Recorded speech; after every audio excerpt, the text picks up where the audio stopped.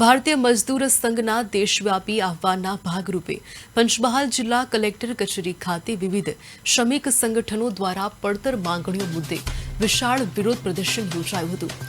અસંગઠિત ક્ષેત્રના કર્મચારીઓને આંગણવાડી વર્કરોએ મોટી સંખ્યામાં એકઠા થઈ અધિક કલેક્ટર મારફતે રાજ્યના મુખ્યમંત્રી ભૂપેન્દ્ર પટેલને આવેદનપત્ર સુપરત કર્યું હતું। આવેદનપત્ર બાદ પીએમ પોષણ કેન્દ્ર સંચાલકોને શાળા પોષણ સહાય જાહેર કરી ₹30,000 લઘુત્તમ વેતન આપવા તેમજ આંગણવાડી કર્મચારીઓના માનદ વેતનમાં દર વર્ષે 10% વધારો કરવાની માંગ કરાઈ છે।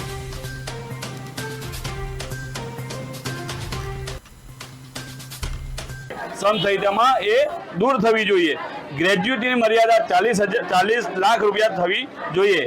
8મા પગાર પંચનો અમલવારી થવી જોઈએ અને જૂની પેન્શન યોજના લાગુ થવી જોઈએ। સાથે સાથે એલઆઈસીની અંદર જે ડેવલપમેન્ટ ઓફિસરો છે તેઓને કાયમી કરવામાં આવતા નથી, એ લોકોને પણ કાયમી કરવા જોઈએ। એ આપના માધ્યમથી આજે અમે સરકારશ્રીને રજૂઆત કરીએ છીએ। હું ભારતીય મજદૂર સંઘ પંચમહાલ જિલ્લા ભારતીય મજદૂર સંઘનો અધ્યક્ષ દિગપાલસિંહ ચાવડા। અમારું જે માનદ વેતન છે તેમાં લઘુત્તમ વેતન જ મળવું જોઈએ અને હાઈકોર્ટનો ચુકાદો એ તાત્કાલિક અમલ કરે।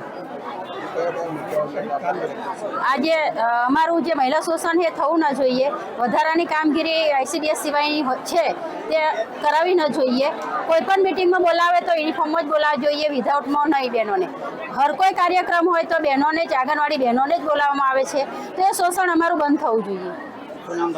મારું નામ જાદવ જ્યોતિકાબેન વિક્રમસિંહ, ભારતીય આંગણવાડી કર્મચારી મહાસંઘ ગુજરાત પ્રદેશ અધ્યક્ષ।